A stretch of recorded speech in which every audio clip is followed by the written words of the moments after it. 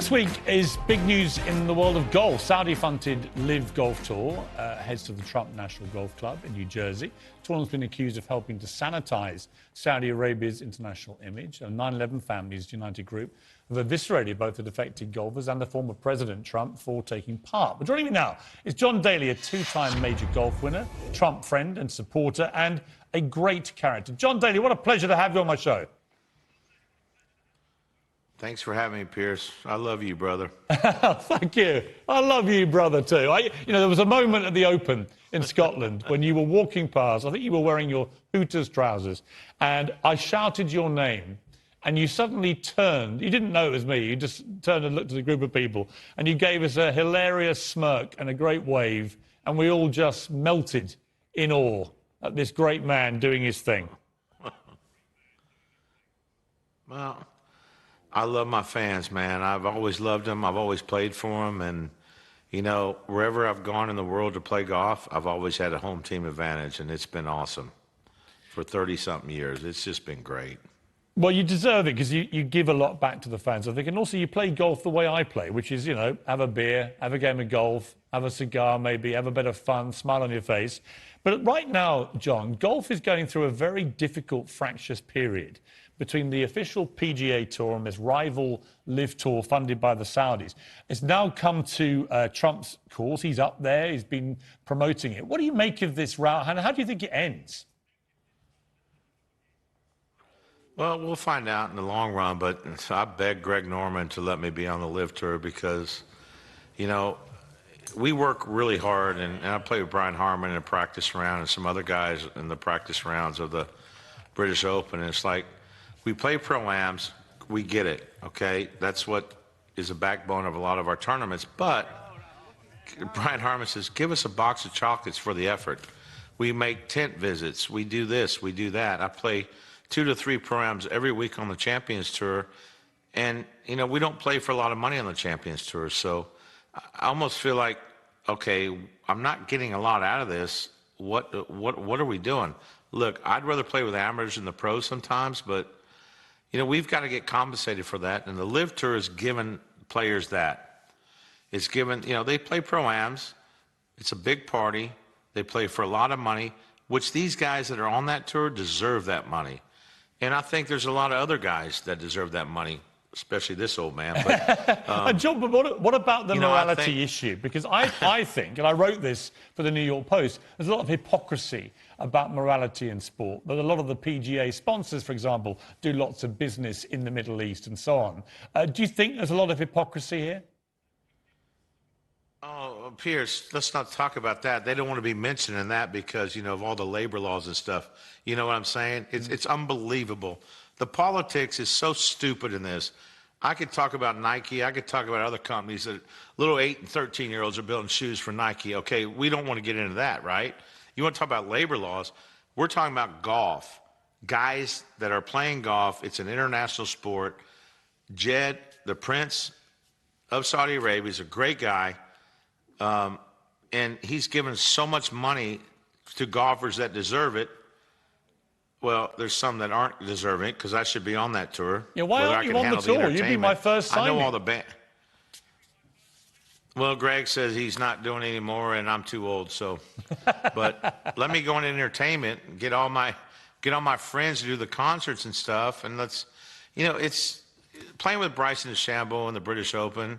I'm sorry, the Open Championship. Yeah. I can't say British anymore, but was an eye opener because he said it's the greatest thing on earth. We still play a pro-am. It's 2 pros, 2 amateurs. Yeah, it's what it should be anyway. You're done in 4 hours. Yeah. And we play for a lot of money, which we deserve to play for. But, I just wish, to sum this up, I wish every tour would get along where everything can work out. I think that's, John? Golf I think is that's such a great game. I think that's the way it's going to go. They're going to have to do a deal because so many top players are defecting. They're going to not have a PGA Tour at this rate. Talk to me about Donald Trump for a moment. He's an old friend of yours, old friend of mine. What do you make of him? What do you think about him running again for president? Would you endorse that? Daddy Trump is the greatest president we ever had. I go back to the Reagan era and Bush Sr. What he did with kind of a downfall of the presidency with Obama. Nothing against Obama, but Daddy Trump came in, and what I love about him, he said everything that he was going to do. Unfortunately, the Biden administration did the opposite of what they said they were going to do. Our country is in shambles. Our middle-class people are starving. They're not doing anything for them, and it just makes me sick. Kamala Harris is supposed to protect the border. She's been down there. She went to El Paso to have drinks and a Mexican food. It saddens me that the way this administration is, the whole White House is so corrupt right now. It's all about them making money, and we'll worry about the American people later. Donald Trump never took a dime from the American people, never took a salary, and is one of the best presidents that ever lived. John, we call this show Piers Morgan Uncensored for a reason, because we like uncensored guests. You are an uncensored guest. Great to talk to you. Thank you very much. I love you, and what you did for the Queen's Jubilee, I couldn't take my eyes off the TV. Oh. Your knowledge of her was so amazing in the family. Thank you for that, because I got a new opening to what the Queen and royalty was all about. That's brilliant, if Princess John. Diane was still alive, I would be married to her. John, great to talk to you. All the very best to you. Thank you. See you, buddy.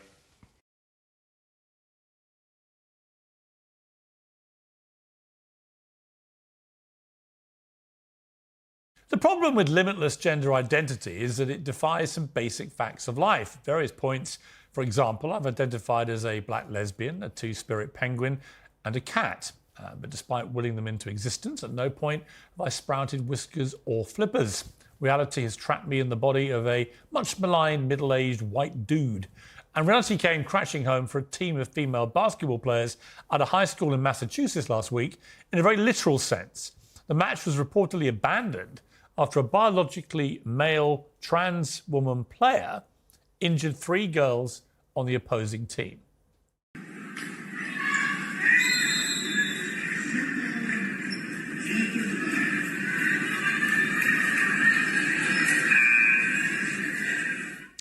Well, the local athletic association said it's against the rules to exclude a player based on their gender identity.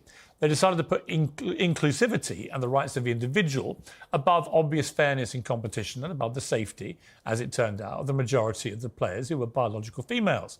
Like so many of these decisions, these rules are perfectly well-meaning. I don't think these people want to do ill. They hide behind the umbrella of wanting to promote and support trans rights to fairness and equality. My problem with it is that by doing so, they are eroding women's rights to fairness and equality. And excuse the pun, a lot of these things are just nuts, aren't they? Like the video we just saw. In a near perfect example of life imitating art, this story reminds me of the Daily Wire film Lady Ballers, in which a team of pretty useless men identifies teenage girls to become basketball superstars. So a guy can become a girl with no physical changes at all. Oh, that's called gender fluid. So I can be a woman on the court and a man in the bedroom. I can't believe it. Nice! Day 1 of being a girl athlete? I love you. We could dominate every woman's sport. Running, swimming, soccer. It would be a lot funnier if there wasn't a real truth to this. This desire to do the right thing, often in total defiance of factual reality and, frankly, common sense, is beginning to cause very real harm. The great Dr. Phil spoke to Joe Rogan this week. He took on the vexed issue of hormonal treatment and gender surgery for children. It's interesting they choose words like gender-affirming care. But really what they're talking about is hormonal therapy or sex reassignment surgery on children. All of the major medical associations have signed off on this, Joe. They've signed off on it. And I have never seen those organizations sign off on anything with less information as to whether or not it does long-term harm of anything in my life. And when I ask about that, when I bring that up, then they immediately label you as transphobic. Of course, that's always the allegation. I get called that week after week after week for simply suggesting that the kind of scene we just saw on that basketball court is completely wrong. It's not transphobic to think that. doesn't mean I don't like trans people or think they're not entitled to respect and equality and fairness. It means I want to protect women's rights. I feel the need to start almost every conversation on gender identity with a disclaimer. So here it is again. I've got no time for anyone who bullies or ridicules trans people. They can identify how they want. The question is how that self-identification manifests itself when it comes to other people's rights. I don't think that transgender people can expect to have fairness and equality at the same time that they are destroying women's rights to that same fairness and equality. If that makes me sound transphobic, I think you're the one with the problem, because I couldn't be clearer. I want fairness and equality for both. Right, the Piers Pack is back to discuss this, and some of them already visibly bristling. We're going to talk about a number of things. Prince William's intervention about Gaza, Donald Trump and those golden shoes, and some other matters like Madonna falling flat on her face again, and me suggesting it may be time to retire, Madge. So my uncensored super PAC, the uncensored contributor Esther Cracknell, the comedian James Barr, and from New York, the conservative commentator Deborah Lee. Well, welcome to all of you.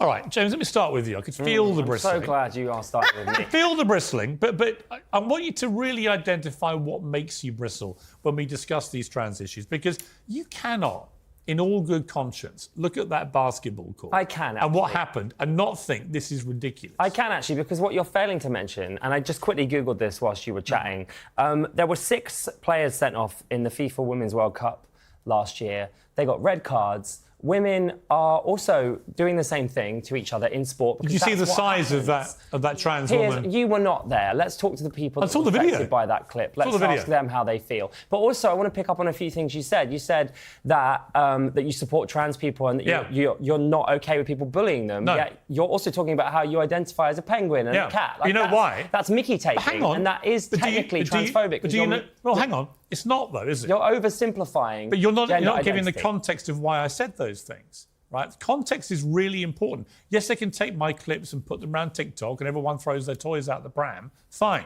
But put context onto the table, right? Go through those things.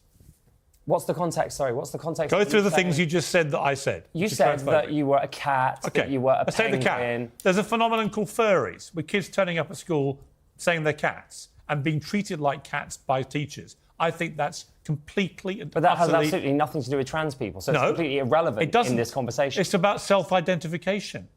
Which has everything to do with trans people. It I mean, the question is, where do you draw the line? Well, hang on. The trans issues are part of self-identification. The point is, you can now just put your hand up in most sports in the country and around the world and say, I now identify as a woman. You know that's not true. No, I'm sorry. It's so difficult to identify. It's really not. There is such a It's long really not. process. Can I you ask cannot you, just you know, change there your was- gender. there You was can that just change It your. is so You can difficult. change There are your so testosterone many- levels and compete. There are so many barriers to healthcare, and it's terrible. And people like hold you on. are What about creating this Rachel? massive... What about Rachel Dolezal, who pretended to be a black woman, even though she was a white, blue-eyed woman from, I think, was it Wisconsin? This or is, something? again, another No, but subject that people throw. It doesn't make any sense. Where do you draw the line? Because somehow someone identifying as a cat is ridiculous, but someone identifying as the opposite gender, which is literally impossible, is not ridiculous. So where's the line? You But can now identify you're talking about as an identifying as a inanimate different object. race. But why is different? mocking people who are themselves making a mockery of self-identity? Why is that bullying? Because it's not mocking. It's not that they're... I'm sorry, I'm confused with what you're saying. This argument... Do you actually think we should respect young people who go to school identifying as a cat? I'm not talking about furries. Just to be clear, that you raised that with me. You raised it and said that you weren't a transphobe. And you said to me I was being effectively a bullying let's talk about the penguin. What's that by to do saying with I anything? think kids identifying as cats and being respected for it is nuts. You said... Nothing to do with trans people. You said that you identified as a cat, as a penguin, as You know why a penguin? gender. Because the BBC came out and said that there were 100 different ways to identify your gender. So I said to I said, wait a minute. Piers. I said to Benjamin Butterworth, who was the guy who came on Good Morning Britain, so am I right in thinking you can identify as anything? He went, absolutely. I said, and you have to respect it. Yes, OK. In that case, I'm a two-spirit penguin. Great. Well, right? I'm happy. At which point he said, at which point he said, problem is, hang on. At which point he said, you're being ridiculous. And I said, hang on yourself. There are not 100 genders. One of them was astrogender, an affinity with the stars and planets. This is bullshit. Listen. So you and I should have a proper discussion about trans rights and women's rights without getting into stupid, ridiculous arguments about whether, if I say it's dumb for kids to be allowed to identify as cats, you say it's transphobic. What you're missing, I'm not saying that is specifically transphobic. What I'm saying is that by saying jokes like that, you are empowering people It's to not a joke bully. thing. Okay, let me bring it. All right, let's bring it. You are empowering people to No, bully. you're not. people. You're not. What you're doing is you're mocking a ridiculous concept. Let me bring in Deborah Lee. Deborah, you very, very patiently. This is I got to blame America for this. This all started with you lot, and it's come over here. When when you sneeze, we catch a cold. So thank you for bringing this ludicrous woke stuff over here. But on this Hey, issue, don't blame me. I stand up against it. I mean, I just feel like yeah. if we can't have a proper, reasonable debate about things like trans women competing against biological women in sport and it being unfair without being accused of being transphobic, I think that's really sad, actually. I do too, and I think it's a way to just shut people up when they don't agree with what we're saying, but it's extremely ignorant to not see how the trans movement has created the way for people to self-identify as penguins and frogs and bears and whatever else they say. If you see on TikTok, there's a woman who purposely makes videos about how to use frog self pronouns, and to say that this did not stem from the trans movement allowing people to self-identify however they please, nothing to do with facts or reality, just whatever they please. If you are fully a man, you have all genetically male DNA, and you suddenly identify as a woman, that's the same as somebody identifying as a penguin. Although we can still have compassion for those people and want to get them the best care and make them be okay with themselves and happier in their own bodies, to say that this is not connected is completely ignorant of the past few years of culture in this country. It's all connected. Yeah, and I think, James, the problem is what people on the woke left do, they weaponize all these things, immediately adding obic to everything. So if you raise a quizzical eyebrow about anything which is transparently wrong or unfair, they just say you're obic, whatever it is, transphobic, bigoted, blah, blah, blah, blah, whatever it is. I think you're empowering transphobia. I don't necessarily think you're being transphobic, and I appreciate that you think... So you agree now I'm not a transphobe? Right. I never said that. But what I think I think you just I'm did. definitely not going on record to say that. You should, because I'm not. I'm not, Piers, because it's up to you to prove it, and I don't think you I don't have to right prove now. anything. But listen, we know that... I have always said I support negatives. trans rights to fairness and equality. It's people like you that have called me transphobic. But by having this And then you don't have any conversation evidence. outside of that, it's ridiculous. Look, I sort of, on the whole sport thing, I think it's an interesting conversation, but I would go even further with my woke ideology, and I would actually suggest that we should not have gendered sports. I think everyone should be... Oh, great idea. No, wait, I knew it. I think everybody should be in a sports team by body type. Fantastic. And then everyone will be safe, and this entire nonsense will be over. Fantastic idea. So we have the gender-neutral Olympics, and guess how many women, biological women, end up winning medals? Oh, Zero. hang on. No, we put them in a team that with would be a big fat zero. I will be in a team with other men that are my size. You'll be in a team with men that are your size. You'll be in a team with women that are your size, or men that are your size. Why don't we all just works run a for team? wrestling. How many That women is sprinters safe. have you seen who look like Usain Bolt, out of interest? But you wouldn't put them against each other. How would you do it? You would have people like Usain Bolt together, people that are his size. You would have people that... They'd all be men. Okay, Well, they might not be. You might have women that are James, his I size. weigh the same, and I'm the same height as Lionel Messi. Great. Will we put on the same football Yes, team? I think you should be, yeah. Are you mad? I'm not mad. But your right. conversation is mad. And if you're arguing about body types and biological shapes, then you should put everybody together based on that rule. How are you ever going to improve then? If you don't play against people who are better than you. I grew up as an athlete. I played many sports my whole entire childhood. If I played against men or women who were just the same as me, how would I ever even get better? You need to be in a group of mixed amount of people. And I think that's so dangerous to put women against men. Yeah, the United States women's national soccer team played, I think it was the Dallas under-15 boys team, and they lost something like 8-1 or something. Yeah. Right? I mean, right there is the whole thing. Right? I've got a clip to play you, actually. We'll do it in the next segment. It shows the physical disparity between men and women more clearly than anything. It involves me and my rippling biceps. But before we get to that, let's talk about Donald Trump's sneaker brand. So he announces at this event the other day that he's selling a pair of gold sneakers, and somebody bought them. Roman Schaaf, a founder and CEO of Luxury Bazaar, bid $9,000 for a signed pair. He was shamed for being a Russian oligarch. What do we think of this, Esther? Would you have paid $9,000 for Trump's signed gold sneakers? I would, actually, because he can sell it for probably 10 times that amount. Yeah, I thought it was a bargain. James, Yeah, exactly. would you buy? I can see you. No, absolutely not. Your kind of colour? They're disgusting.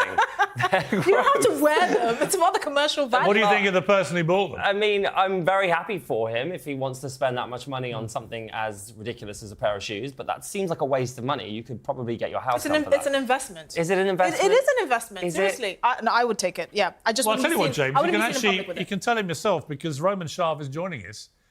He's on his way to Mar-a-Lago right now to meet Donald Trump. No way. Roman, great to see you. Thank you very much for joining us, Citizen. As well. According to one of my guests tonight, it's absolutely disgusting what you've done, paying $9,000 for these sneakers. Your response, please. Well, first and foremost, I didn't realize the internet and the media was going to throw up over a sneakerhead buying a pair of sneakers. I am a sneakerhead. I'm a big Trump fan. And I put the two together and I said, you know what? $9,000 is not a bad price. I've already been offered $20,000 for them just to be on a record. Of course, I bet it's worth a lot more. I mean, look, are you, for the record, a Russian oligarch? You don't look like one. Don't sound like one. Well, close. I was born in Ukraine, actually. I am an American. I'm a U.S. Army veteran. And, yeah, I looked at my bank account this morning just in case. And no, it doesn't seem to match the Russian oligarch status. You're actually a U.S. military. Not enough. You're a military vet, American military vet. So when people have been spewing all their bile, as they do with anything to do with Trump, without knowing actually about your record of service to your country in America, how do you feel about that? They saw Russian Trump. And they went off. Yeah. Your Daily Mail UK, the ones that dubbed me the Russian oligarchs, they have since apologized and changed the title to Ukrainian businessman. How about just a man? You guys were talking about identities here shortly. I was listening, and just a man that likes sneakers, that likes Trump, that bought a pair of sneakers, and the world went crazy. End result, however, is I get to meet Donald Trump. Well, that's the thing I was going to ask you, because I've been to Mar-a-Lago. I know Donald Trump very well. I talked to him the other night, actually. What are you going to say to him when you see him?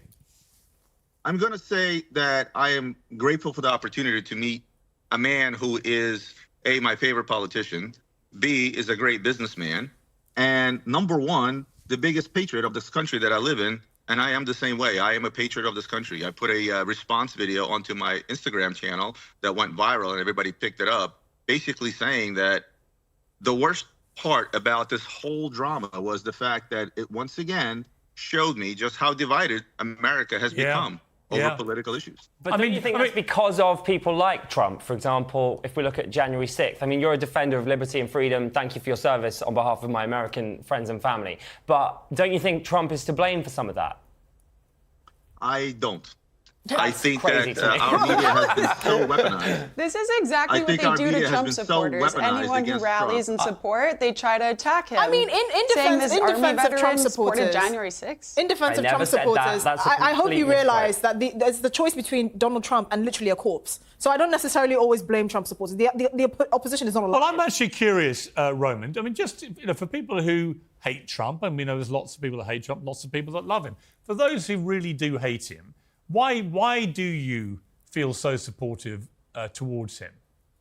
It's a very simple answer, and people ask me this all the time. And the answer is this: Trump is not a politician, right? And this is what you hear. He's not a good polished politician, and so on and so forth. And that's what I love most about him. He has nothing to prove. He doesn't owe anybody favors like a typical politician brought up in the system of the United States. When he became president, his goal was what he said. He wanted to make America great again, and I truly believe that. Now, whether he's perfect or not, we can argue this till the cows come home, as they say. But at the end of the day, he's not a typical politician bred through the system from the bottom up, owing a ton of people and companies favors on the way up. He's here because he's already accomplished all he needed to accomplish in his life. He's a billionaire, for Christ's sake. I mean, I would say, look, he's very flawed, but then actually a lot of people that I know are very flawed, present company included. I think that he has a style about him which is incredibly appealing and incredibly unappealing in equal doses. I also think he has the thinnest skin of anyone I've ever met and the thickest. So he's a man of many contradictions. But there's no doubt, as things stand, if Joe Biden insists on running for president, I think Trump will get re-elected. And it's going to be an amazing thing to watch. But let me ask you, Roman, you're about to go and see Donald Trump. Are you wearing the sneakers? No, I brought them with me. They're actually not my size. They're a size 11. My son just handed him over to me. My son is in the car with Let's me. have a peek. Let's see. What's your son's name? My son's name is Marcus. Hey, Marcus. How you doing? Nice to meet you. Good to see you, mate. Good to see you. I was at a sneaker event with him that he was doing. Whoop, Right. hold on. So here are the shoes. Fantastic. This is the side They are piece. very gold. Signed by They're Donald very, J. very Trump. Donald Trump. Let's say that. Signed with, and I can tell that's his signature because he signs them all with the big black Sharpies. He carries a whole wad of them. He has a beautiful signature. Yeah, yeah. And what are you going to, when you see him, what are you going to say to him, Roman? I'm going to have a casual conversation with him. I mean, not many men get an opportunity to meet with a sitting or future president of the United States of America. And my number one question is going to be off record, guys, please tell me what you're doing and what the plan is to win this following election, because we need you. Okay, well, listen, great of you to break off from your epic journey with the boots. Just send him a message from me. It was good to talk to him the other night. So your old mate Piers, Donald, is ready to come to Mar-a-Lago for round 2 of the interview that rocked the world. So put a good word in for me, Roman. You're my big contact right Absolutely will do. Just on a personal note, I'm a big fan of yourself. Oh, Been my watching God. you for quite a while, so thank you so much for having me on your show. This is now. Roman, it's a pleasure. Great to have you. Thank you very much. And take your care, son, guys. Marcus. Take care. All right, bye.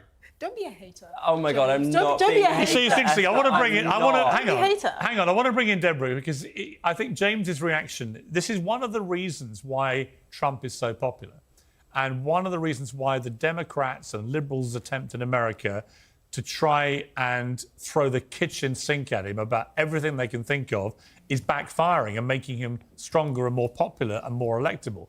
It's because of this kind of hysteria that goes on. Absolutely. And when Trump was saying that they weren't coming for him, they were coming for us, and he was just standing in the way, he wasn't lying. And that's exactly what we see. Anybody who supports Trump or even says that they like him, suddenly you're treated as if you were just as bad as Trump, which is in their eyes equivalent to Hitler, which as a Jew, I take a lot of offense in that because I think Donald Trump was a phenomenal 80 president. million people voted for Trump in the last election. Nearly 10 million But more. suddenly we're all the crazy Well, ones. hang on. It was nearly 10 million more than voted for him in 2016. People forget that. Astonishing. Far from a repudiation. Yes, he lost, but 10 million more Americans went out and voted Trump second time round. And like I say, if Biden runs, given the state of him right now, I think Trump wins again. There's a Lincoln Project attack ad about Trump, which I wanted to also ask the panel about, because I think this crosses the line. Let's take a look. Donnie, I always knew you'd blow it. You were always a fool, a joke, low rent. I'm ashamed you have my name. How did a son of mine turn out so damn dumb? I've been dead 30 years, and I'm still ashamed of you. Now, that has been put out by the Lincoln Project, a big political action committee founded by moderate conservatives and Republicans, moderate. Esther, when you watch that, that's Fred Trump. That is Donald's father, who's been dead for a long time. That's not him, obviously, saying that. That's just an AI mock-up of him saying... Very poorly done. Poorly done, but crude and nasty. These are supposed to be the moderate. Yeah, I mean, it reeks of desperation. If you have to stoop so low, you really can't criticize Donald Trump, because these are the same people that say Donald Trump is crass, he's rude, he's always insulting people. You've literally done the exact same thing. You've resurrected the memory of his father to put words in his mouth in a very poorly done ad. James, do you agree? How are these people I better? do largely, but I think it's worse when Trump does it because he's doing it to millions, billions of people How is around it the world. worse? Okay, I'm sorry. Whereas that's just one person. But again, here's where I have a problem. It's the equivalence is so fascinating with you, is that you have a much bigger problem if Trump does it than if someone does it to Trump. Because Trump is affecting billions of people, and this guy, this AI, is only upsetting Trump. Okay, what about these people are trying to stop Trump Also, winning an I election. disputed that earlier. I never ever called a Trump voter crazy. I've never said that. You think they're crazy? I don't, but I do think. Do you think it's crazy to vote Trump? I wouldn't personally vote. Is it crazy to vote Trump? Is it crazy? A little bit when he's got so they like are crazy in your eyes. Well, Right. no, I think it's Well, crazy to be to clear, vote. Hold on, you can't just say, I've never is called it Trump, crazy to vote I don't Trump? call Trump voters crazy. Is it crazy to vote Trump? Yes. That's you call not the them same crazy. thing, Piers. Let me bring That is Deborah. not the same thing. Yeah, but let me bring you in. I think that is a pretty sick thing what the Lincoln Project did, actually. I think that's absolutely abhorrent and sickening. To use someone's dead father to try and embarrass them or attack them or put them down, that is so low. It's a different level. This is the problem with politics nowadays. If they cannot debate on merits, they will make it personal rather than say, oh, Donald Trump didn't have good policies in our opinion, or we didn't like Donald Trump. Here's why you shouldn't vote for him. They try to use his past father to disgrace him. That is so evil, and that is something that they should be absolutely ashamed about. And it goes to show that they just have nothing against him. All they can do is launch personal attacks and try to play on people's emotions. Right, but that is the right really that's doing that. That is the Republican Yeah. Party that are attacking Trump. So that isn't the left. That's actually his own people to. But I've seen X today, and everyone on the left's absolutely lapping this up. Which again comes Not from double everyone. You standards. check with every single No, but all the ones who have "be kind" in their X bio profile. You checked them all, did you? Yeah. If it has "be kind," You you literally checked every know single one. they are Pronouns. utterly Laugh, love, repulsive. and then they send Be you death kind threats. is a gutter euphemism politics. for being utterly disgusting. I honestly think it is awful too. I think there's some horrible, hurtful gutter things there. politics. It is garbage. All right. It is gutter politics. I wanna move Trump on. has definitely done worse. No, He hasn't done. I don't think he's done much worse No, than he that. hasn't. Actually, I think invoking his dead father that way is despicable. Let's come on to Prince William intervening in the Gaza war. He said, I remain deeply concerned about the terrible human cost of the conflict in the Middle East since the Hamas terrorist attack. Too many have been killed. I, like so many others, want to see an end to the fighting as soon as possible. Deborah, you're Jewish. What do you feel about the future King of England intervening in this way in the conflict? I think if he really wanted this war to end, he would call on Hamas to surrender and return all of the hostages. This He war will did. be over the minute that Hamas surrenders. He did. He didn't tell them. He said he hopes the hostages come back, but he didn't say entirely. And this is a war that would never have happened if it weren't for the He said brutal release the massacre hostages. by What else? Hamas What on else could he innocent possibly people. say? He said release the hostages. Call out Hamas. Hamas is the only people propagating this is war. anyone If Hamas put celebrating down their Hamas? weapons, the war would be over tomorrow.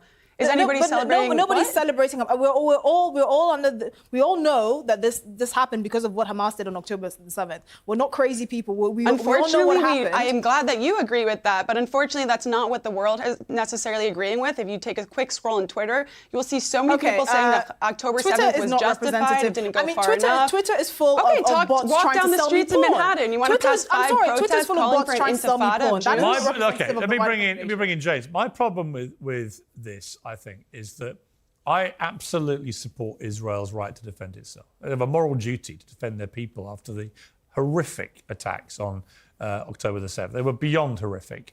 The question is proportionality, and also, what is the end game? It seems to me all that Israel's now doing is flattening everything that's there. Northern Gaza's pretty well being flattened. They're going after southern Gaza, and now they've given a warning that in 2.5 weeks they're going to attack the biggest refugee camp with 1.5 million people, 6 times the normal population of that camp. They're going to attack that to eliminate the rest of Hamas. Well, if they do that, they're going to kill tens of thousands of more innocent people, children. Half the people in Gaza are kids, right? That's my problem. This looks disproportionate now. It does. I mean, I've barely spoken about this because it's just so upsetting to all sides, to all of humanity. The pictures coming out of Gaza are so upsetting. I've heard you talk about a proportionate response, and I honestly don't know how I feel about that because there is no proportionate response. So how do you respond to it? I'm not a politician, so I don't have an answer to that. I'm not sure how. I mean, Deborah, I do think that killing millions of innocent people, thousands of innocent people, is wrong. I mean, Deborah, my problem is that I've read the arguments, and like I say, I'd support Israel's obvious right to defend itself. But when you have the volume of children now, I think it's 12,000 have been killed, another 20,000 orphaned, many, many more injured. Tens of thousands more injured, and innocent women who have nothing to do with this. And you think that Rafah may be next to be attacked. You surely, just on a human level, you must be beginning to have qualms about the scale of this. Absolutely not. Of course, I feel for the people who are affected by this war who had nothing to do with it. But that is entirely to blame by Hamas, their elected government, who have no concerns about their own people. They were elected to protect their people, and their people would be totally safe right now if it weren't for their brutal attacks on October 7th. I suspected you would say that. And there is no Let me guess, proportionality. Hamas The is only using them as a way human to shield, end right? this is to eliminate every single Hamas member and to make sure No that this matter how never many people happens you kill again. in the Because if process. they have Well, maybe they shouldn't be hiding among civilian members and dressed like You know civilians. who's also Why don't you using condemn them people for as hiding human in shields? refugee The camps and IDF. hiding in hospitals? Because no, I'm sorry. That excuse That's a stopped being valid disgusting after comment. That is a 29,000 disgusting people comment to died. make. The No, it's not IDF a is the disgusting most argument to amazing make. defense If force. no, I'm sorry. You saying say they that use it's human all, it's shields, all the IDF Hamas's shakes fault. buildings and We lets know that people Hamas know don't care before about they their hit. Don't talk over Hamas each other. hides among we know civilians. that Hamas don't care about their civilians. We've known that. The Hamas has a track record going back for years, right? But over half of the people in Gaza right now facing this brutality weren't even born when Hamas was elected. You know that you can hide behind that excuse and say, oh, it's all Hamas's fault. Actually, the track record of Hamas not caring has already been there. They didn't care about them when they attacked on October the 7th. So it's now upon the Israeli government to stop hiding behind the excuse of Hamas and actually do something about it. I'm sorry, you can't use the same human shield Hiding argument behind when the excuse of Hamas, 29,000 people eliminating have died. Hamas is important. 29,000. Did you hear that? 29,000. And how many of them have been terrorists? How many of them guess what? would have Israel doesn't survived know. if this weren't Israel for doesn't October know. 7th? They can't even This is confirm not on how many IDF. Hamas fighters IDF's have responsibility How to many end Hamas Hamas fighters and have ensure been that Don't all October talk over each 7th other. never ever happens the problem again. on the numbers is when you talk to anyone on the Israel side, they say they don't believe any of the figures that Hamas give them. But when you ask Israel, well, how many Hamas terrorists have you called? They give you precise numbers. How do they know? Yeah, exactly. How does that work? Explain that They're to just us. Because the they're IDF just is a firing real defense bombs. force that's not run through Gaza. Oh, so do they have Ministry of tattoos on their Gaza, which is run foreheads? by Is that Hamas, it? putting out their numbers. Oh, so Hamas fighters have tattoos on their foreheads. Is that it? Is that how you identify them so quickly? What? How Hamas do you hides identify a civilians Hamas to make it even fighter harder. from an innocent person that's being pulled dead from rubble? How do you identify? Do they have tattoos? What are their physical markings? I'm not an IDF soldier. I don't know. But you have can ask eyes, IDF right? soldiers if you care, Do but I IDF know you're not soldiers have 10 asking that eyes? out of good faith. You're asking that to try and make the So IDF we're look bad when the supposed to- IDF All right, is all right, let's just anti-Israeli. cool the temperature a bit here. James, on a principle of William getting involved, is that wise? I think so, yeah. I think William should start saying something. I think for a long time he's just not said anything. But he was very measured as well. He actually did say something after October the 7th on behalf of him and his wife, right? Yeah. I think And Israel were happy with his statement that he's just put out. I don't think they he's weren't. taken sides. I think he's said what most people now Israel feel. doesn't care what other people think of this Then stop conflict. That's taking really foreign important. Nobody aid. cares If you what do not people care, in don't London Don't talk think over about each the other. conflict. Let Deborah say what she wants to say. The people in Israel, the Israeli government, and the IDF do not care what his opinion or anybody fine. else's opinion is. Right now, Stop taking all they foreign care about aid. is getting our hostages But back. that is They're part over of the... 100 Okay, hang hostages on, taken Esther. or Hang on. hiding. Part of the problem, Deborah, is that it's very clear that Netanyahu and his very right-wing cabinet do not care what anybody has to say, including the United Well, States. that's a problem in itself.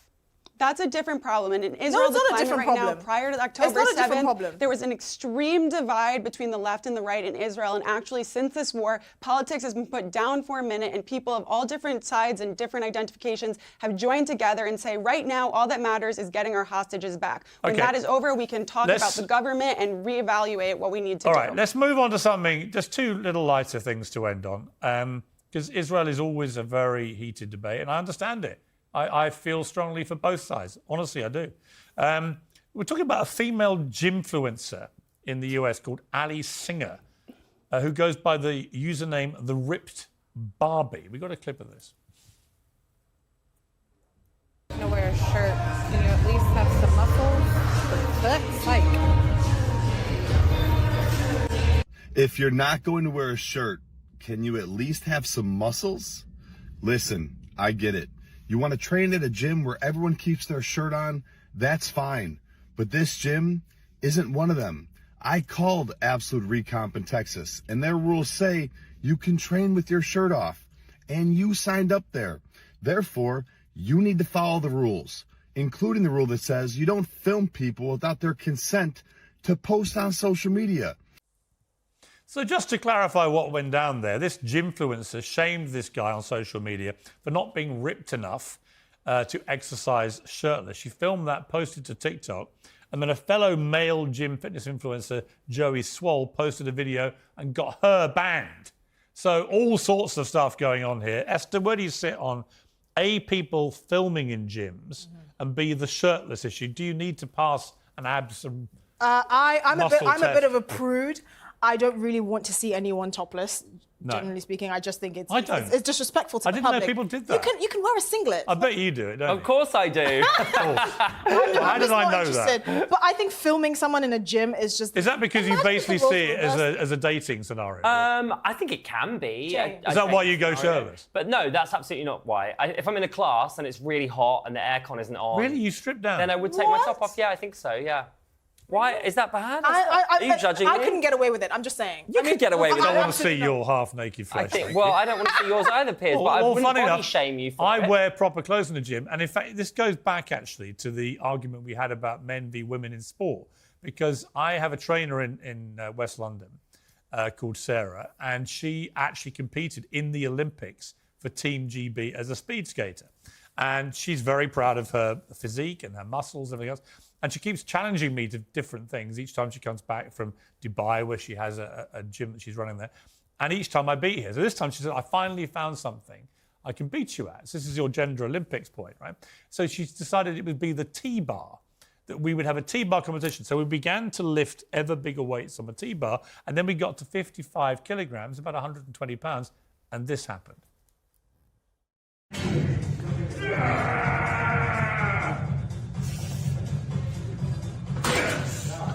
think I'm in trouble. Come on. This was her idea for the challenge. I've got big back and arms. Really? You see how big back and arms she is. Good luck. Come on, boss, pull. Broken. Funny that. Sorry, mate.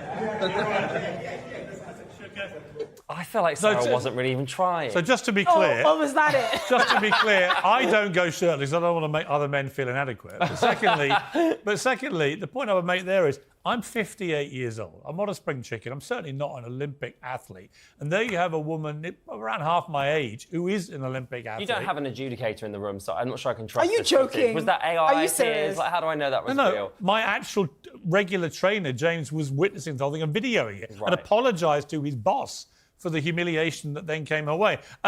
Deborah, You have to concede. Sorry. Deborah, where do you sit with all this, Deborah? I mean, I think firmly you keep your shirts on, you show some decorum, and actually you don't film people in gyms without their permission. I would definitely agree on the not filming. I feel uncomfortable if I even take a picture of myself, and there's some people who might be in the background at the gym, because you never know what people are working on or going through, and they don't consent to be on your social media or be in the background of your TikTok. But as far as being shirtless, I don't think it's that big of a deal. I think if you're sweating all over the place and it's unhygienic, yeah, wear a layer of protection to absorb that stuff. But in general, as a woman, I understand why wearing just a sports bra can help you see in the mirror where you're lifting and make sure that you're actually toning and reaching certain muscles. So if it inspires you to work out and to get healthier, then I really couldn't care less. And if honestly, I see a lot of guys with a six-pack, I'm not complaining. I think seeing James Barr's naked flesh would be the opposite of inspiring me to great heights, I have to Piers, say. I think we should both do the gym topless together. I challenge you. I really to come to the don't gym. need to see that. Let's move on to our final subject. It's a sad story of a pensioner falling over. Not Joe Biden this time, but it's a pensioner falling over. Let's take a look.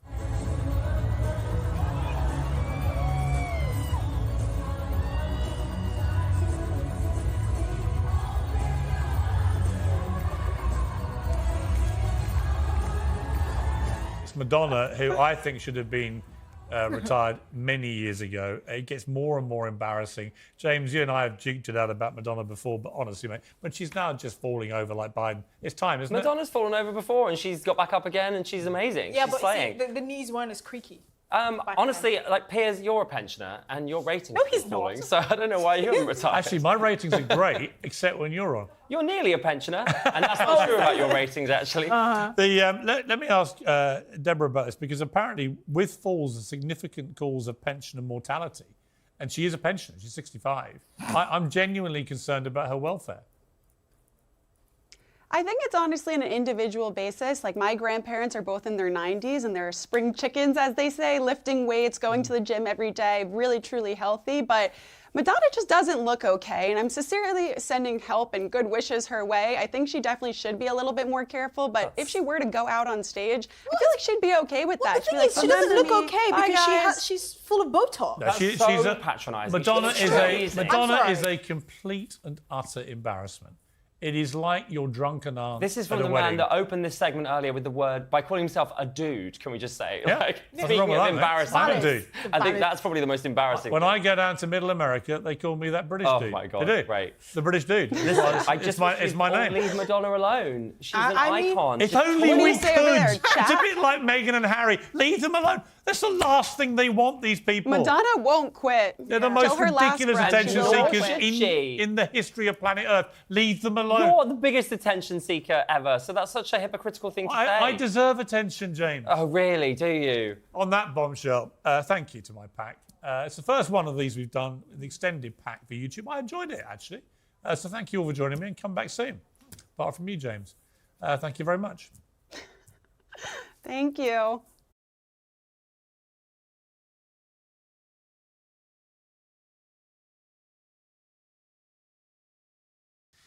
Well, now, should you boycott Piers Morgan? That's me, of course. A number of people seem to think so online. The hashtag's been trending all week, pushed by several high-profile Muslims and pro-Palestinian accounts. That's despite the show, in my opinion, doing more to give a platform to pro-Palestinian voices since this war began than any other, probably in the world. End the blockade, the end the apartheid, the end the occupation. The notion that Israel is defending itself is as absurd as the notion that the rapist is defending itself from the victim. That's a big charge to make about well, the he, President of the he, United has, States. he has just lied before getting any evidence. But dealing with Israel is so difficult. It's like being in a relationship with a narcissistic psychopath. One man's terrorist is another man's freedom fighter. Have you never heard that? Bullshit. Palestinians are just numbers. They are not numbers. They are human.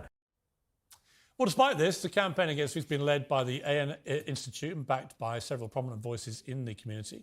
Here's what lawyer Mohammed Akunji, the former lawyer of ISIS bride Shamima Begum, had to say. The fellow's just acting like a petulant child. He might as well, frankly, interview himself with a mirror on his show at this point. Absolutely no manners, behaves appallingly. It's actually an embarrassment. So until and unless he can demonstrate that he knows now how to interview people with a bit of good manners and grace, then I just don't want to hear it anymore. I suggest everyone boycott him. Well, tonight I thought I'd face this boycott head-on in uncensored style with as much good grace and manners as I can muster. Joining me to discuss this is the Deputy Editor of Muslim News website, 5 Pillars, Daly Hussein, which has written and spoken a lot about this week about why Muslims should be boycotting me. So, Mr. Hussein, thank you for joining me. Why should I be boycotted? My position is, as I've just shown with that mashup, genuinely do not think there's a television news show in the world that has given a more consistent or bigger platform to pro-Palestinian voices. And honestly, the only interviews that have got fractures have come when I've asked the question, do you view Hamas as terrorists? Do you condemn what they did on October the 7th? And if people prevaricate then, I have got angry because I just think that's non-negotiable. To their credit, many pro-Palestinian voices haven't tried to do that. They've accepted it was an appalling terrorist attack. And then we move on to often very civilized debate. But you know, if you can't assess what happened then for what it clearly was, I have a problem with that. Now, I just think overall, I don't get the boycott. Why would you want to stop people watching a show that has so many voices giving your side of this story? Is our segment going to be as courteous as the one you just did with Mark Regev?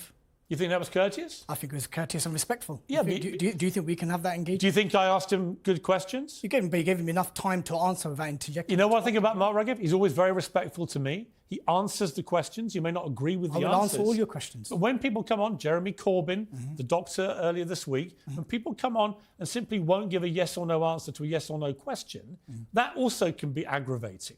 You know, I don't, look, sometimes I get a bit intemperate. Sometimes I do get a bit emotional about stuff. It's an emotional story, right? Do you want to use this opportunity to apologise to 1 billion Muslim women? No.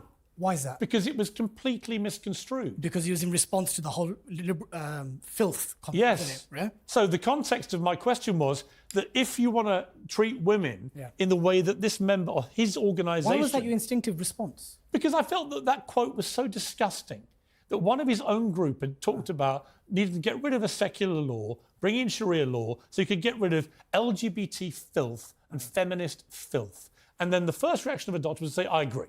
And I was like, really? Okay. That's how you want to treat women? Okay. You want to treat women as feminist filth? Now, it got clipped up purely as me saying, what, you want them to be oppressed? That wasn't what I said. I don't think actually anyone who watched the whole thing like you did. People have seen your monologue. Yeah, yeah. They've seen your clarification. Yeah. And it's still trending. Yes, because the original clip was so misleading.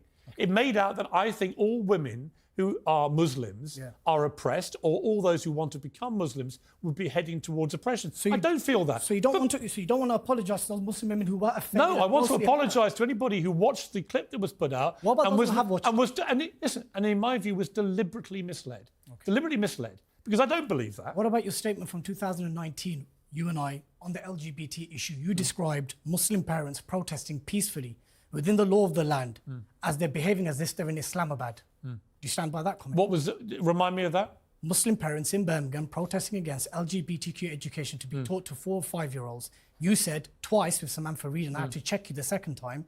You said, why are they behaving like it's Islamabad? Okay, look, I don't remember us doing that, but I'll go and check it and I'll give you a response when I've checked it. If you did say that, do you think that's an appropriate comment? It depends. I mean, it depends. I'm trying to remember. I was on Good Morning Britain, right? So this is 4 years ago. I'd have to go back and look at it. I would have probably taken a view that if people were protesting in a very aggressive manner about LGBT education, I would probably think at the time that was inappropriate. Why Islamabad? I don't know. I have to go back and look at the quote, right? Another instinctive response. Okay, but you haven't mentioned this before, so you've mentioned it to me now. I'll go back and watch it. I will. I'll go back and watch it. I'll give you a measured response. But let's get to... Sharia law. Do you hate Sharia law? I don't hate Sharia law. You said you know about Sharia law, so what credentials... I know that Sharia law operates in a number of countries around the world, and I know that in somewhere like Afghanistan, the women who under Sharia law imposed by the Taliban are deeply oppressed. Would you agree with that? What qualifications do you have to even talk about Sharia? Would you agree with that? What qualifications Would you agree with that? have? What qualifications do you have? Let's try and reach points of agreement. Yes. Do you agree that the way the Taliban treats women is oppression? I'm going to answer your question. Can you answer it? I will answer your question. Well, answer it. But I want to know why... Well, don't answer supplementary first. Answer my question. You said you know about Sharia law. I've just asked you a specific question. I just want to know what your credentials are. I'm just speak about this. I'm just asking you about the situation in Afghanistan, where the Taliban interpretation and implementation of Sharia law, in my opinion, and the opinion of most people outside of Afghanistan. Who's most people? Well, I'm about to ask you whether you agree with it. Most people? Do you think the way women are treated in Afghanistan by the Taliban there are aspects is oppression or not? There are aspects of misapplication of Sharia law. No education? Law. There's a... Please, we're going down that road again, aren't we? Well, you tell me. I've just said to you there are misapplication of Sharia law, not just in Afghanistan, across the breadth. Is the Taliban misapplying it? I'm asking you, what is your expertise to even comment on sorry, this? It's my show. I do the question. But you invited me. I'm just asking you a question. You haven't answered it. Is the Taliban implementing Sharia law accurately or not? Not entirely and comprehensively. Okay, no. So we can agree that there is oppression of women. There is most certainly aspects to reform and review in the education system of Afghanistan. Would you say the way women are treated in Afghanistan right now by Taliban is oppressive? I don't appreciate this line of questioning, please. Of course you don't. I don't. Because you know why? I'll tell you why. Do you know why? And it is this. Because someone will clip up you saying the Taliban are oppressing women, and before you know it, Daly, you will be trending worldwide. Everyone will go, wow, Daly Hussein says Muslim women are oppressed. It is this. You see how easy it is to mislead people? It is this type of questioning what makes people think you are Islamophobic. Yeah. This is why you want to boycott me, because you don't want me asking difficult questions. It's got nothing to do with it. You don't want me asking difficult questions. So the reason why people are calling for your boycott is because you offended 1 billion Muslim women. No, I didn't. Yes, you did. No. Yes, why is it trending? Okay, as I've just said to you, I could actually stand by that. I could now clip up you criticising the Taliban. Wait. Criticising the way Taliban treat women under Sharia law. I could clip just that bit of you stammering and looking awkward and conceding it's not right? And then before you know it, it becomes Daly Hussein whacks the Taliban, this is wrong, women are being oppressed, blah, blah, blah. And you'll sit there going, hang on, but that's how it works. It's misleading, it's deliberate, it's antagonistic. I don't have form. You have form. No, I don't. You have form. No, I don't. Do you want to give me the example? You want me to give you the example? Let me give you a better example. Let's go back to 2003, when this country, my country, launched an illegal invasion of Iraq. Right? Who stood up then? Right, for Iraqis? Who stood up for innocent people in Iraq and launched the biggest media campaign against the British government in modern times? Me. Right? Do you know that? Yes. Do you remember that? Absolutely. Do you give me any credit for that? Or do you look at me as the Muslim basher? Because I'm not, and you know I'm not. So we're going back to 2003. Why don't we talk about 2019? Why don't we talk about... You went back first. No, the fact that you have no qualifications to talk about jihad. You don't even have a primary principles basis to talk about No jihad communications. or Sharia. I've been a journalist for 35 haven't. years. I've had to cover this for 35 and years. you never pose these such questions to any of your Israeli guests about why You've literally just heard me for 10 minutes ask difficult questions. Netanyahu and senior diplomats who have used biblical verses, biblical verse of Amalek to carry out genocide. Have you questioned anyone about that? Did you watch my show last night? Did you question? Did you watch my show last night? No, I didn't. Okay. You wouldn't have seen Norman Finkelstein then for half an hour talking exactly about that. I'm talking about yourself questioning your guests. You've just literally heard me asking grilling Netanyahu's spokesman. You call that a grilling? I think so, yes. Yeah. You call that a grilling? Yes. And by the way, if you answer the questions in the same respectful way he does and answer the questions, it would be more respectful. The tone? No, because you won't answer the questions. What question do you want answered? I just asked you, do you condemn the way the Taliban treat women? I just said to you that there are applications and misapplications of Sharia law, not just in Afghanistan, across the breadth of the Muslim world. Okay, let's go over the stuff that was contentious with the doctor, right? I asked him, was what happened October the 7th a terror attack? Was it? I believe it to be a military offensive by various factions of Palestinian groups, not just Hamas, and many of them are not even banned under UK law. Was it a terrorist attack? Pardon? Was it a terrorist attack? Have you come to an agreement about what it means to be a terrorist? I've got the full rundown of what terrorism is, as I had at the time. But you didn't. No, I had it. I wanted to know what the doctor's interpretation of it was. I'm not the doctor. What's your interpretation of terrorism? Terrorism is an act of violence targeting children and civilians to advance the political... Correct. Is that what Hamas did on October the 7th? Is that what you think? Is that what you think? I'm asking you. I don't believe it was an act of terrorism. No. You don't? No. Okay. Even though they literally did what you just articulated as a definition of terrorism. Do you have proof that they targeted women and children and civilians specifically? What's the proof? I'll tell you the proof. What's the proof? You what? The GoPro videos. Oh, you don't think it happened? Oh, the GoPro videos. So also, like the doctor, you deny... No. I've seen the videos. I'm a journalist. I've authenticated the videos. Right. I've seen the videos. Right. But show me the proof that women and children were specifically targeted as opposed to... They were literally burned alive in homes. Okay, where's the proof? People were beheaded. Proof. Babies were killed. Name me one child. One child was beheaded. Name me one child that was beheaded, and I will mourn and condemn with you. I just said people were beheaded. I didn't say a child. No primary source subject. No. So just to be clear, no primary source just to be clear, like the doctor, you do not believe that anyone was beheaded, that children were killed. Let me clarify where I'm wrong here. Were these things happening? Israeli civilians were killed. How many? I don't know. Mark Regev doesn't even know. We need to first establish... No, they do know. How many... We know at least 1,200 people, Israeli including citizens? around 400 soldiers. So we're assuming 800 civilians were killed, and we know at least... How many of them were killed by At Israel? least another 200-odd civilians were taken hostage, How many right? of them were killed by Israel? How many do you think?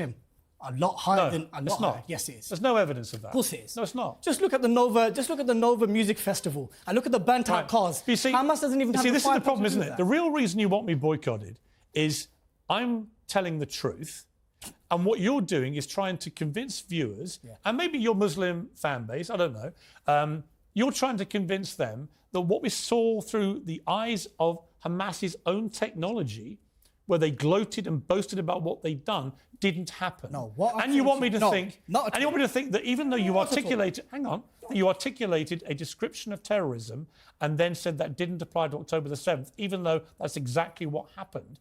You see, I would say that's delusional.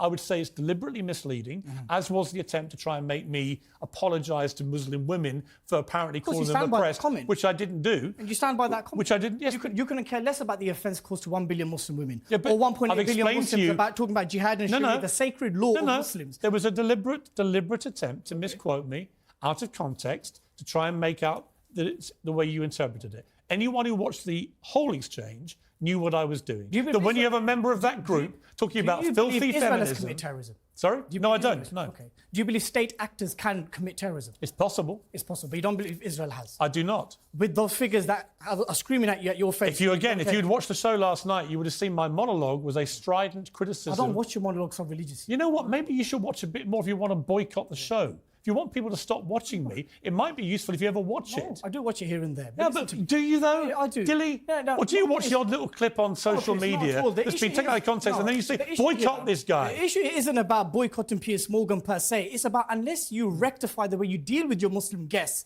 then boycott is on the options. That's what it is. Now, if you're saying to me, did Hamas commit an act of terrorism? I've made it abundantly clear. It was a military offensive by various factions, not just Hamas.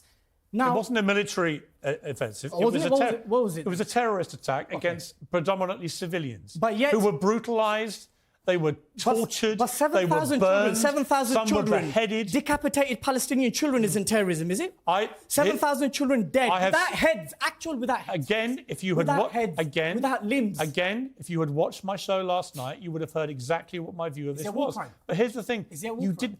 The President of the United States thinks they've been indiscriminately bombing. So basically, you're just going to parrot whatever Biden says. No, Is that what it is? no. I'm going to say. Do you not have a conscience of If Iran? the President of the United States has intelligence of indiscriminate bombing, that is a war crime.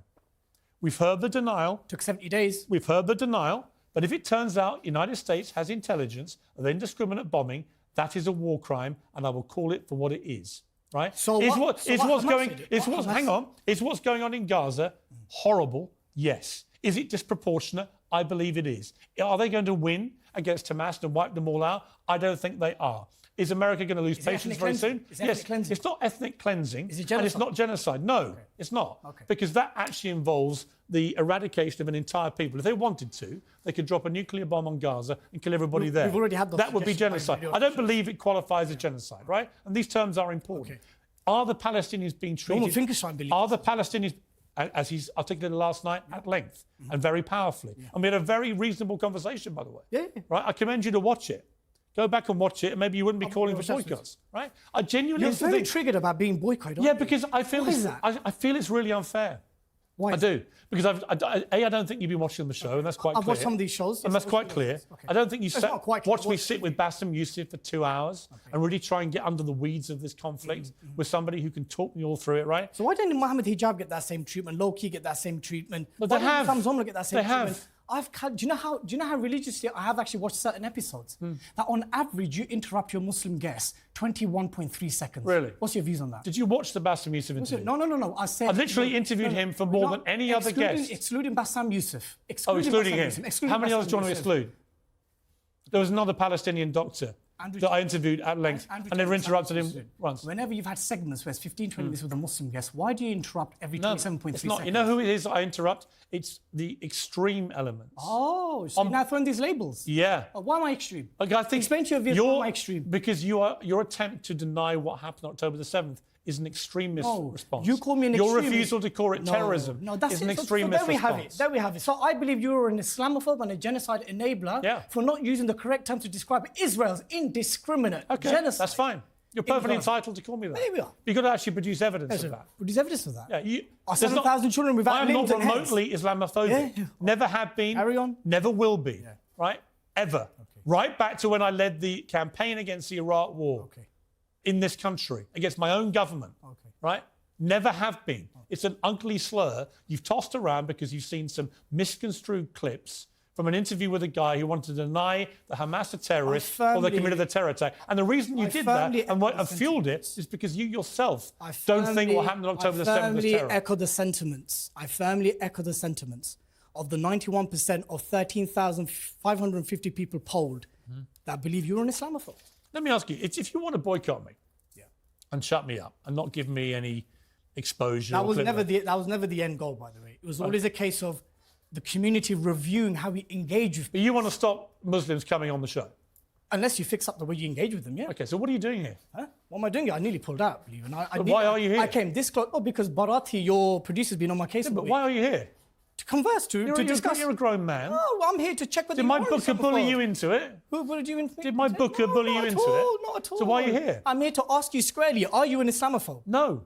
So can you clarify those statements about Muslim women being oppressed? I've already and clarified you've it. not apologised for it. So that means you stand by I've it. clarified it. Stand by it. What do you know about Sharia law? I clarified it for you. Do you apologise? I've also clarified that you. apologise for I've also Sharia law? clarified that you believe the Taliban is oppressing women in Afghanistan. No, I believe. When did I say that? You see how easy it is When to did I twist say that, things? Piers? See how easy it is to twist things? Pierce, we can Pierce have a calls story. anyone who rejects Pierce's version, which is basically the Israeli version of events, they're an extremist. They're terrorist sympathizers. Who are you going to tag after this interview? You've got no one to tag, have you? I think the story out of this will be that you have attacked the Taliban for the treatment of women. Who are you going to tag? Which is kind of ironic, isn't it? Who are you going to tag? Huh? Who are you going to tag after this exchange? Who am I going to tag? You tagged mean- the NHS. Oh, I did. I'll tell you why I tagged that. I'll tell you why. Who are you going to tag? Because I genuinely believe it is wrong that a doctor in the NHS in this 25 years country to serve this community. can publicly support a terrorist group which is an illegal entity in this country. Hang on. Hamas is a prescribed terror group. He said what they did was resistance. That is supporting them. It is not saying they're a terror group. This country says they are. What he did was a crime. By coming on this programme, it's a crime. You may not think so. When did you become the law enforcement agency of the United I'm Kingdom? sorry. I'm not the law enforcement agency. You're a journalist. It is a criminal. You're not CPS. It is a You're criminal, not CPS. as you know from those who've been supporting Hamas at the protests. Okay. If you publicly support a prescribed terror group in this country, it is a crime. So choosing to face resistance over terrorism is support. Is that what you're saying? It is support, yes. Okay. Yes. So can I just ask you just one last thing? Sure. One last thing. The act of Great Britain in liberating Europe under Nazi occupation was resistance. No, it wasn't. Yes, it was. It wasn't resistance. Of course it was resisting. We were You're resisting a foreign invader in the continent. Right, we were taking down the Nazis. Okay, you're taking out... Well, guess what? According to the Palestinians, they're taking down the Israeli-occupied colonial settlers. Do you see where we can just carry on? We can just carry on. What do we do? You know what? Here's the thing. What do we do? I want to have that conversation. Can we have it more respectfully in the future? Yes, we can. Wicked. But don't try and launch a boycott to stop the one guy who's putting up more Palestinian voices than anyone else in the world. Why do you interrupt every 27.3 seconds with most of your Muslim guests? If you'd watched last night for the whole show, you would have seen I didn't. Okay. It depends who the guest is and how they're behaving. Have I angered you today? Well, only when you don't answer questions. Which question of his have I not answered? A lot. You won't even realise it. Go back and watch it. And you didn't answer a lot either. Go back and watch it. But here's the point. We've reached a point of a bit more of a civilised dialogue, right? Yeah. We can do that. I would like to have that with you. Just treat your Muslim guests better. I do. With dignity. You're not with watching courtesy. enough of the interviews. No, I've seen Abdul Wahid, I've seen Ahmed Hijab, I've seen Low-Key, I've seen Sam Zomlo, I've seen all these episodes. No, you're not watching. You're not watching isolated shows with people who come in and, by the way, are very aggressive with me, which is fine. If they're going to be aggressive with me, I'll be aggressive back. If people want to be calm and respectful, as Norman Finkelstein was last night, I'll be calm and respectful back. If you chose to be like that tonight, I'd have been the same way with you. It's been a bit of mishmash. Bit of mishmash. Come back again. Let's keep having the dialogue. Yeah. It's important. I would like to think we can be constructive on this show. Do you promise to treat your Muslim guests better according to what they accuse you of? No, because the idea that somehow I'm an Islamophobe bears no relation to what viewers who watch the show every night would think. You haven't watched the show very often. You've made it. What's your views on the millions, tens of millions of Muslims and non-Muslims in global South countries that have taken to the streets to voice support for the events of 7th of October? I think they're wrong. Tens of millions. Yes. Hundreds of millions if you include the breadth of the Muslim world. And by the way, it's wrong to support any terror attack. Okay. When hundreds and hundreds of civilians Muslim are world, brutally, medievally, barbarically murdered in that manner, the only human response is to say it is wrong. So airplane dropping bombs is okay? You support terrorism. Who supports terrorism? If you support what they did on October 7th, you support terrorism. That's an absolute gratuitous accusation. No, it's not. They're a terror group. Horrible. By the way, you're in England, where they're a terror group. So you think prescribed by the UK government. But you have described, according to your own definition, that if you choose to not say it's terrorism but resistance, that's support. Where did you get that from? If it's called resistance, not terrorism, you're supporting them. Resistance is just a coinage of a term to describe a political act of violence. Right. That's what it is. Resistance, but do you support what they did? No, I'm asking you. No, I do the question. Do you support what they did then? I believe in the right of every single Palestinian to do what is enshrined and protected under international law. To commit an act of terrorism? Law. Yes, because you reject international law when it applies to Muslims and Palestinians. To commit an act of terrorism? I'm not doing this piece. Not doing what? Answering a question? I believe in the right of Palestinians. Is that why you want to boycott me? No. Huh? No, I'm sat here, I'm talking to you. Yeah, but Palestinians have you've the now right. dug yourself into a very strange place. No. Where you've ended up saying that basically you believe in every Palestinian's right to commit terrorism. No, I believe in the right of every Palestinian to resist settler colonialism according to international law. Okay. The first protocol of Geneva Convention is 1949. So you do support what happened? 1982 resolution. So you do support what happened on October the 7th? You support what happened on October the 7th? I support whatever happens that they were allowed to do within international law of all Palestinian factions involved. And you think what happened was within international law? Pardon? You think what happened was lawful? According to international law, yes. You think what happened on October the 7th is lawful? Yeah. Daly, honestly, I would love to try and end this respectfully. Under international law, but that and is the Islamic biggest law. crock of crap I've ever heard in my life. So is your that you think 1,200 people being murdered is not a crime. And I believe that the fact that you cannot even call a war crime and a genocide when it takes 19,000 people is absolutely cow manure as well. Okay, then we agree on mutual manure. But I appreciate you coming on. Thank you for having me. And defying your own boycott. Okay.